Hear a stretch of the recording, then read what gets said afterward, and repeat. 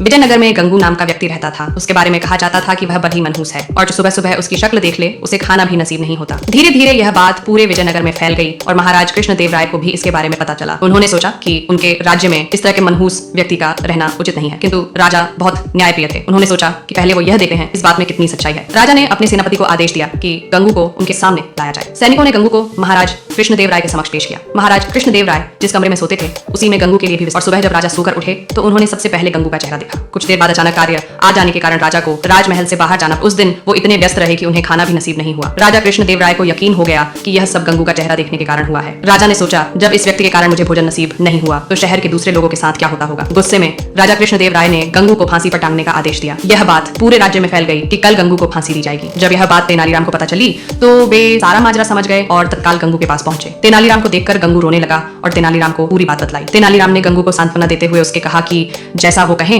गंगू को वैसा ही करना होगा। गंगू भी तेनालीराम की बात समझ गया। दूसरे दिन जब गंगू को फांसी दी जानी थी तभी गंगू से उसकी अंतिम इच्छा पूछी गई। गंगू बोला, मुझे महाराज से मिलकर कुछ बतलाना है, यही मेरी अंतिम इच्छा है। सैनिकों ने महाराज कृष्णदेव राय से गंगू की अंतिम इच्छा बताई। महाराज कृष्णदेव राय गंगू की अंतिम इच्छा पूर्ति के लिए उसके पास गए और बोले, बतलाओ गंगू तुम्हें क्या बतलाना है। गंगू बोला, महाराज इस राज्य में एक व्यक्ति मुझसे भी ज्यादा मनहूस है, पहले दंड उसे मिलना चाहिए। फिर मुझ महाराज कृष्णदेव राय ने बड़े आश्चर्य से गंगू से पूछा, गंगू बतलाओ वह मनहूस व्यक्ति कौन है। गंगू बोला, महाराज वह मनहूस व्यक्ति कोई और नहीं बल्कि इस राज्य का राजा अर्थात आप हैं। यह सुनकर महाराज कृष्णदेव राय अत्यधिक क्रोधित हुए और बोले, जानते हो गंगू तुम क्या बोल रहे हो, इसके बदले तुम्हें दंड भी मिल सकता है। गंगू बोला, महाराज मृत्यु दंड से बढ़ा कोई दंड हो सकता है क्या, यह तो आप मुझे दे ही चुके हैं, कृपया आप मेरी विनती सुन लें। इसके बाद आप जो भी दंड देंगे वह मुझे सहर्ष स्वीकार होगा। यह सुनकर महाराज का क्रोध कुछ शांत हुआ और बोले, तुम्हें जो कहना है कहो। गंगू बोला, महाराज कल सुबह जब आपने मेरा चेहरा देखा तब आपको दिन भर भोजन नहीं मिला, तब आपने मुझे मनहूस समझकर मृत्यु दंड दे दिया। ठीक उसी समय कल सुबह मैंने भी आपका चेहरा देखा था और मुझे फांसी की सजा मिल गई, मतलब आप मुझसे भी ज्यादा मनहूस हुए। महाराज कृष्णदेव राय को पूरी बात समझ आ गई और उन्हें अपने निर्णय पर पछतावा हो रहा था। उन्होंने तत्काल गंगू की फांसी की सजा माफ कर दी। गंगू को अपने पास बुलाकर पूछा, गंगू यह विचार तुम्हारे मन में किसे आया। गंगू बोला, महाराज मुझे तेनालीराम ने यह सब करने की सलाह दी थी। महाराज कृष्णदेव राय ने गंगू को बहुत सा धन देकर विदा किया और तेनालीराम को बुलाकर उसका धन्यवाद दिया कि उनके कारण एक निर्दोष की जान बच गई और महाराज के हाथ से